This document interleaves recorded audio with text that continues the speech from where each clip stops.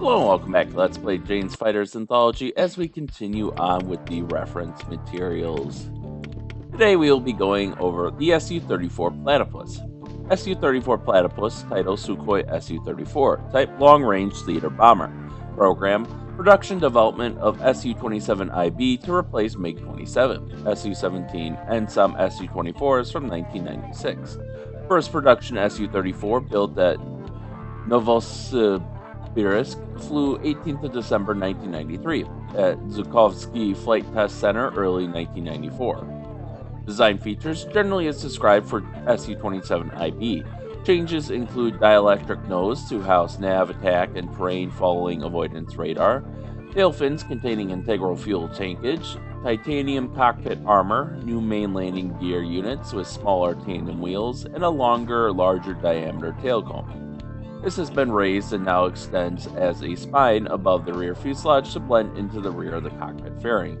It houses at its tip a rearward-facing radar to detect aircraft approaching from the rear. Su-34 may carry underwing a number of rearward-facing infrared homing air-to-air missiles developed from the Vimpel R-73 NATO Destination AA-11 Archer for use against such aircraft flying at heights from 50 to 13,000 meters or 165 to 42,650 feet.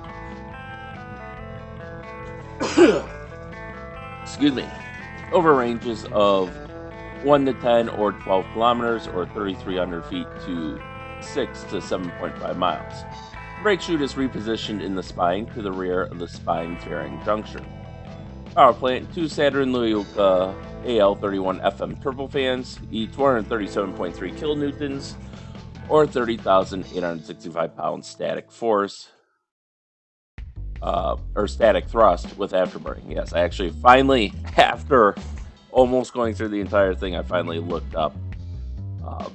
And yeah, it is basically pounds force, but in a static configuration bolted down. So that's what the pound ST means. Accommodation, 2 crews side by side on K3600 ejection seats, access to cockpit via door in nose wheel bay, area protected with 17mm to 2/3 inch thick titanium, toilet and gallery installed.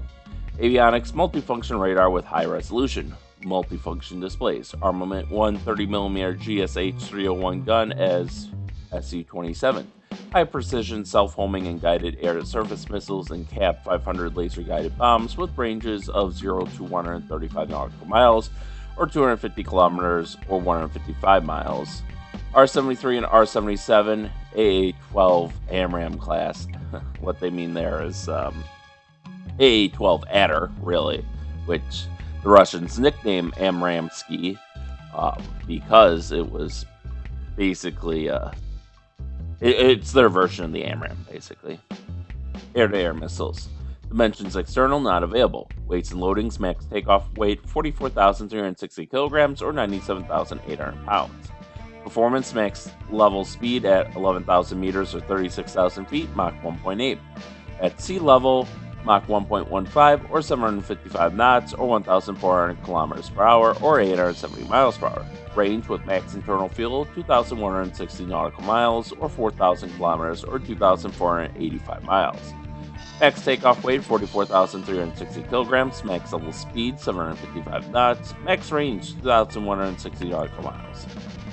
And here in the photo album we can see a pair of photos where it looks like it's being shown. This one looks like it could be from a test flight, but this looks more like it's being shown off at an air show. And then here's a 3D view. So you can see that big hump that they are mentioning there, which has the raised spine. And once again, in classic Soviet configuration as an attack aircraft, the seating is side by side rather than in tandem. Otherwise, this is basically the Russian version of the F-15 Strike Eagle. It is to the Su-27 what the F-15E is to the F-15C. And to that, there's not really a whole lot to add on to that. Obviously, information on this in this program is limited because it was still very new at the time it came out, and it took many years after the fall of the Soviet Union to actually get information on all their programs out. But obviously, this is in frontline service now and taking pretty heavy casualties over the skies of Ukraine. So there is that at least. But other than that, thank you all for watching and stay tuned for next time and stay safe out there, and we'll see you then.